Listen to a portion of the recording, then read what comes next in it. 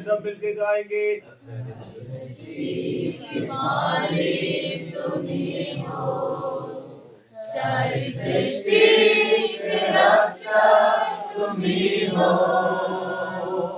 करते हैं तुझको सादर प्रणाम, गाते हैं तेरे ही गुणगान।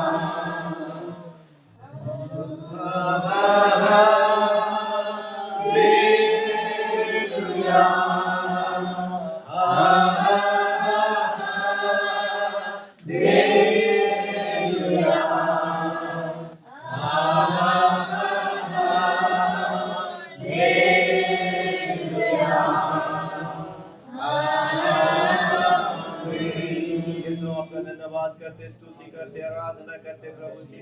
आप महान और सर्वशक्तिमान परमेश्वर है, आकाश और पृथ्वी को बनाने वाला परमेश्वर है, हमें बनाने वाला परमेश्वर है। अपने रूप और समानता में, इसलिए हम आपका धन्यवाद करते, स्तुति करते, आराधना करते, यीशु हालेलुया। आपकी बढ़ाई करते हैं, आपके नाम का ऊंचाई उठाते हैं, क्योंकि वो नाम सर्वश्रेष्ठ नाम है, वो नाम वो ऊंचा नाम है जो कि योग्य है प्रभु के सारे नामों से ऊंचा रहने के लिए। तो इसलिए धन्यवाद करते हैं।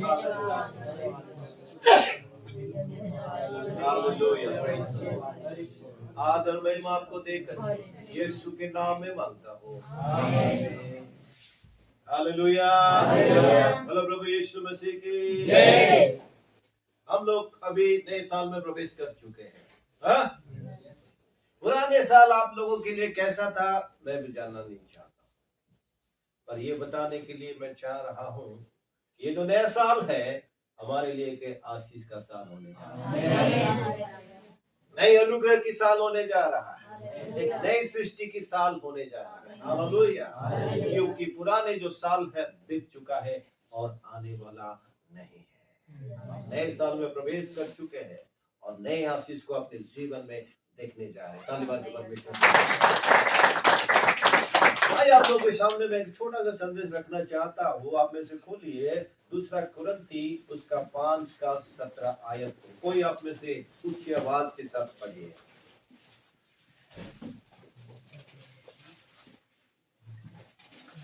इंग्लिश में इस प्रकार से लिखा है, बाद में आप लोगों को हिंदी में पढ़िएगा, मैं इंग्लिश में पहले पढ़ना चाहता हूँ।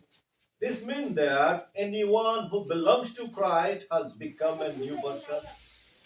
The old life is gone and new life has begun. Hallelujah. Hallelujah. Indeed. अतः हम में से किसी को शरीर के अनुसार ना समझेंगे। यदि हमने मसीह को भी शरीर के अनुसार जाना है तो भी आपसे उसको ऐसा नहीं जानेंगे। गलत पढ़ रहे हैं। दूसरा कुरिन्थी 5 का 17। इसलिए यदि कोई मसीह में है तो वह नई सृष्टि है। यदि कोई मसीह में है वो क्या है? नई सृष्टि। नीचे क्या लिखा है? पुरानी बातें बीत गई और देखो सब नई हो गई। ये जो आयत लिखा है ये खास करके संत पौलुस के द्वारा लिखा गया है कुरिन्थियों कलीसिया को। कलीसिया के अंदर में इस प्रकार का समस्या था, खास करके उनके जीवन में व्यभिचार था, उनके अंदर में घमंड था, गर्व था और उनके बीच में विभाजन था, अलग अलग हो गए थे, मतभेद अलग अलग था। और एक बात जो था, बहुत सारे लोग दूसरी दिव्यताओं को छोड़ करके यीशु में आए थे और कुछ लोग वापस जा रहे थे पुराने विश्वास की ओर, पुराने देवी देवताओं की ओर। और वो समय में पौलुस ये सारे बातों को सामने में रख करके कहता है कि यदि कहीं मसीह में है वो नहीं, पुराने बातें बीत चुका है, देखो सब कुछ क्या हो गया है? नया। सब कुछ नया हो गया है। किसके लिए? जो कोई वो नई सृष्टि। पहले बात हम देखेंगे कि पौलुस ने बताया कि सृष्टि जो कोई मसीह में है वो क्या है? नई सृष्टि। ये सृष्टि को पौलुस ने यहां पर क्यों कम्युनिकेट अर्थात कनेक्ट किया है? सृष्टि को पौलुस ने क्यों कनेक्ट किया है? सृष्टि के विवरण कहां पर लिखा है? उत्पत्ति पहले अध्याय में सृष्टि के विवरण लिखा है। और पृथ्वी क्या था? दूसरी आयत में बेडोल और सुनसान था, और परमेश्वर ने बोला उजियाला हो। उसके बाद जल से परिपूर्ण था, पृथ्वी जल से परिपूर्ण था, और वो समय में परमेश्वर ने बोला कि शून्य बन जाए। शून्य बन गया है, और शून्य का नाम जो उपरिष्ठ जल को वो आकाश नाम दे दिया, और नीचे के जल को इकट्ठा करके तल को बनाया और उसका नाम पृथ्वी दिया है। हालेलुया। ये जो तल है जल से बनाया हुआ है। जल कितने भाग है? तल कितने भाग है?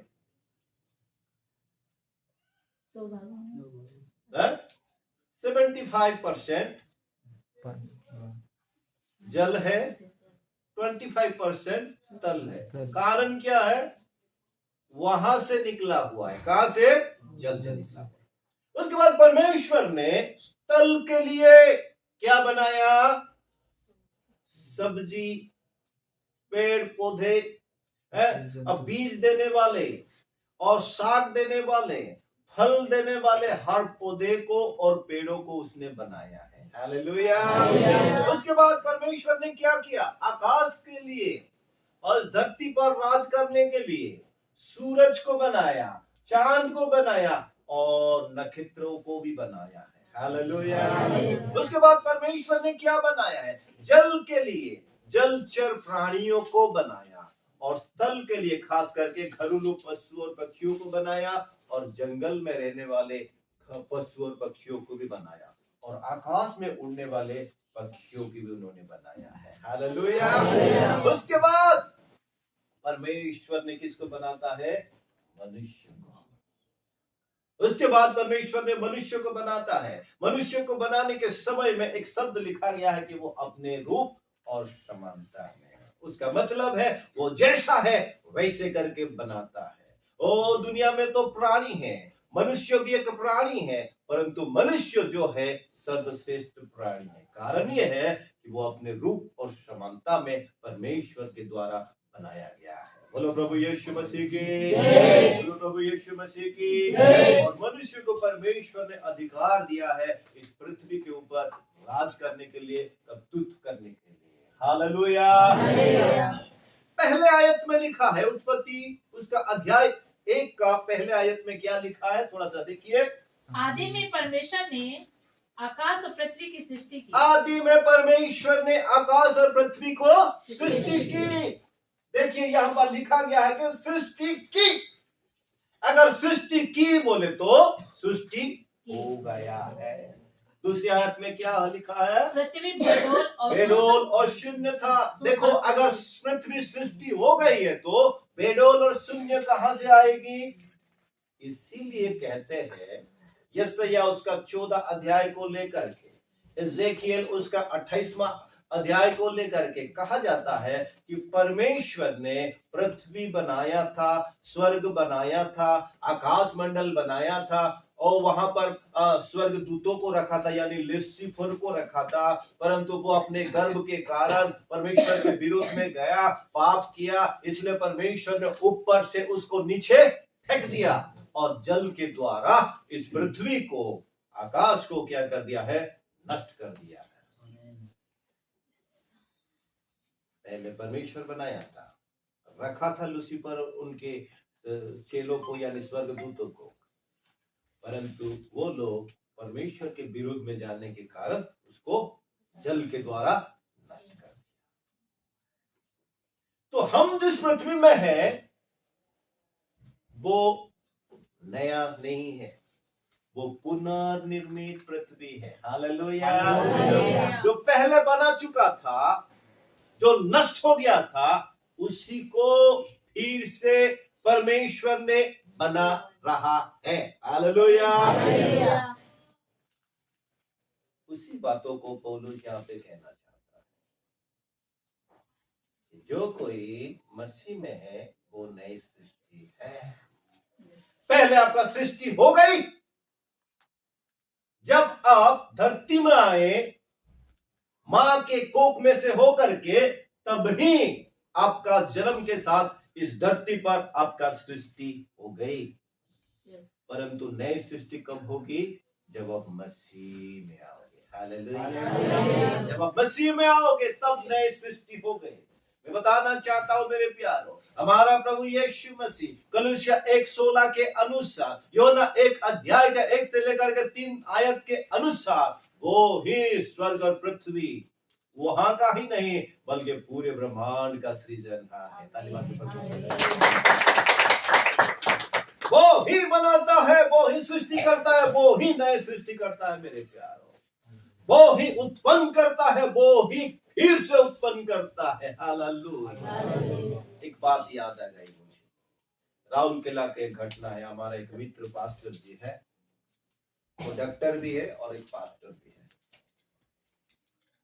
एक पेशेंट जिसका की किडनी फेलियर था, एक साइड का डैमेज हो गया है, दूसरा साइड का टोटली नहीं है। कई सारे हॉस्पिटल में जाने के बाद उनके पास फिर से लाए, यानी उनके पास लाने के बाद उनको बताया कि देखो हम यीशु को मानने वाले, प्रार्थना करने वाले, हम आपके लिए प्रार्थना करेंगे, विश्वास करो। दूसरे हॉस्पिटल तो आपको रिजेक्ट कर चुके हैं, अगर प्रभु चाहेगा तो मिरेकल हो सकता है और आप ठीक हो सकते हैं। हालेलुया।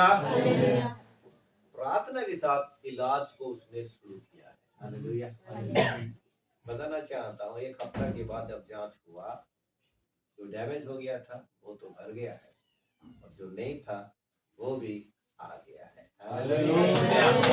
नई सृष्टि को करता है मेरे प्यारों, जहां पर नहीं होता है उसको वो भर देता है। बोलो प्रभु यीशु मसीह की जय। यीशु ही है जो कि सृजनहार है, यीशु ही है जो कि पुनर्सृष्टि करने वाला, सृजन करने वाला है, पुनरुत्पन्न करने वाला है। पुराने साल आपके लिए कैसा था मुझे मालूम नहीं है। आपकी खेती में ओ हालेलुया पुराने बातें आ गई होगी, आपके जीवन में पुराने बातें आ गई होगी, आपकी सेवकाई में पुराने बातें आ गई होगी, आपकी बिजनेस में पुराने बातें आ गई होगी, आपकी स्टडी में, आपके कार्य में पुराने बातें आ गई होगी। सब बिगड़ते हो, सब बिगड़ गया होगा और सब बेडल दिखा होगा और सब शून्य हुआ होगा। पर तुम्हें बताना चाहता हूं, ये नए साल में परमेश्वर फिर से आप लोगों को बनाने जा रहा है, एक नए बिजनेस को खड़ा करने जा रहा है, नई सेवकाई को खड़ा करने जा रहा है, एक नए अध्ययन को वो खड़ा करने जा रहा है, नई जॉब को वो देने जा रहा है मेरे प्यारे।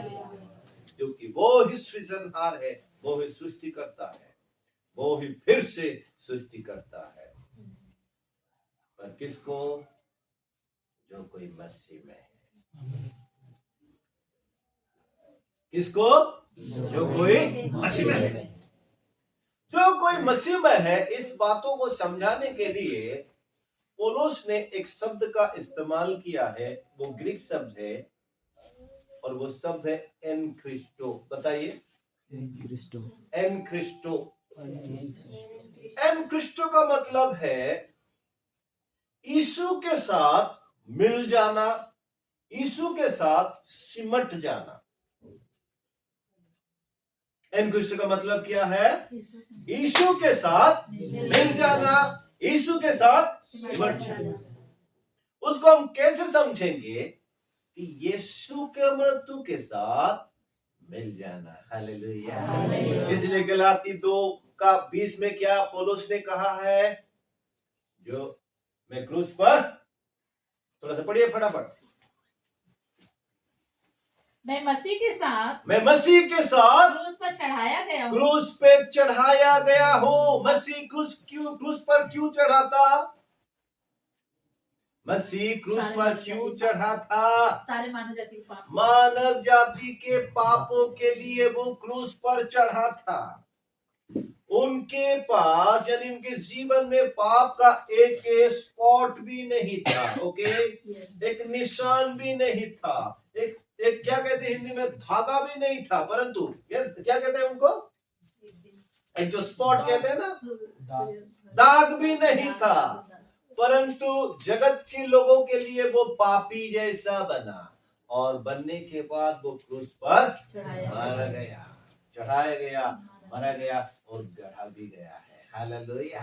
तो पौलुस यहाँ पर कहता है एन क्रिस्टो का मतलब है यीशु तो सारे जगत के पापों के लिए, मेरे पापों के लिए वो मरा गया है, परंतु मैं अपने पापों के लिए यीशु के साथ मिलना पड़ेगा, यीशु के साथ सिमटना पड़ेगा। हालेलुया।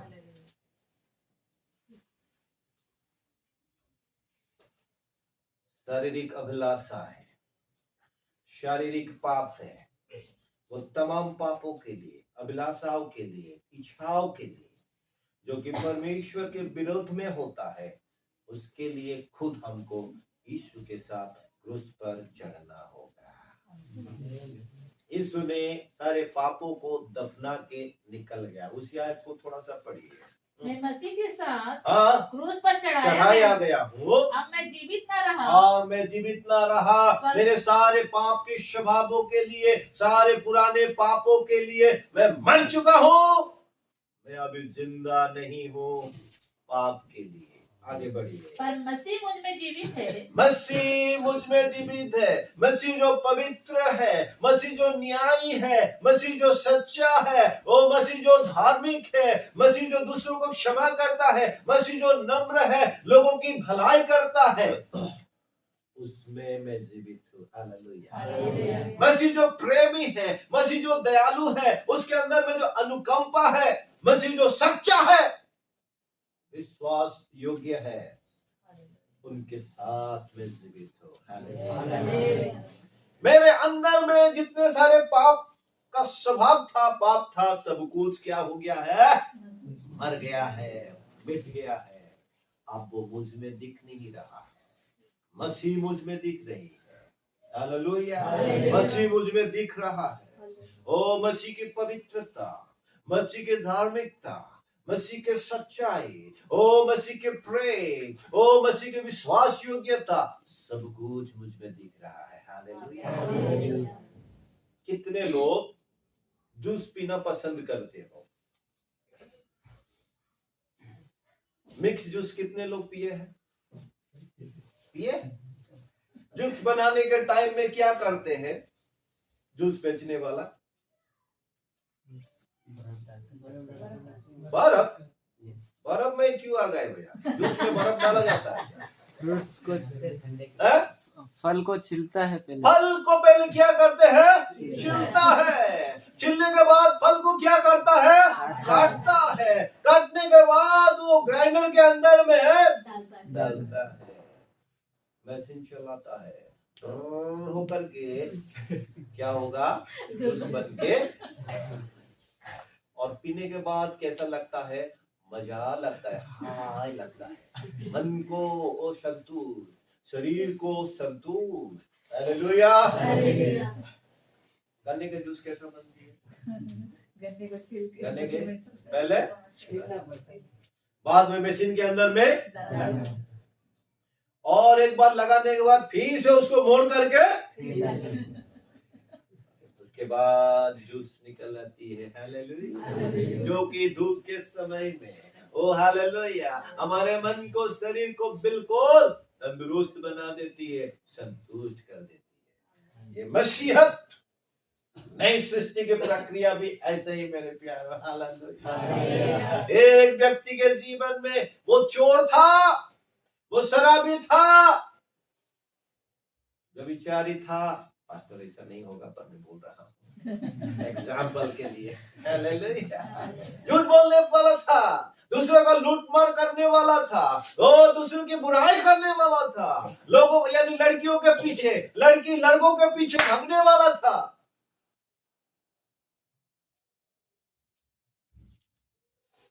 पर इस प्रक्रिया में, ये मशीन में जाने के बाद पवित्र आत्मा ने बताया, भैया ये जो तू कर रहा है, बहन ये जो तू कर रहा है वो ठीक नहीं है, वो गलत है। परमेश्वर ने मदद करता है, हालेलुया, और खुद को जानने के लिए, और परमेश्वर का वचन ने उनको छांटता रहता है, सुधार जाओ सुधार जाओ सुधार जाओ करके उनको छांटता रहता है। उसके बाद वो निकल के आएगा लोगों को और परमेश्वर को संतुष्ट करने वाला। हालेलुया। एक समय था उसके लिए शराब पी करके रोड के किनारे में पड़ा रहता था, और बीवी के साथ वो लड़ाई झगड़ा करता था, काम तो बाहर करता था लेकिन सारा पैसा बाहर में ही खत्म कर देता था। बच्चा का ध्यान नहीं है, बीवी का ध्यान नहीं है, परिवार का ध्यान नहीं है, परंतु इस मशीन के अंदर में घुसने के द्वारा सब बुराई चल चुकी है, मिट चुकी है, मर चुकी है। अभी नई सोच, नए विचार, नए जीवन उनमें दिखाई दे रही है, जो कि मसीहत जीवन, नई सृष्टि। हालेलुया। जो कोई मसीह में है वो नई सृष्टि का मतलब है यीशु के साथ खुद के पापों के लिए मिल जाना, मिट जाना, मर जाना, उसके बाद यीशु के स्वभाव लेकर के आ जाना। गलातियुस का 5 अध्याय का 22-23 आयत में जो लिखा है वो सारे स्वभाव हम में आ जाएंगे। अगर कोई जल्दी खोलता है तो उसको पढ़िए। पर आत्मा का फल प्रेम और आनंद, शांति, धीरज, कृपा, भलाई, विश्वास, नम्रता और संयम है। हालेलुया।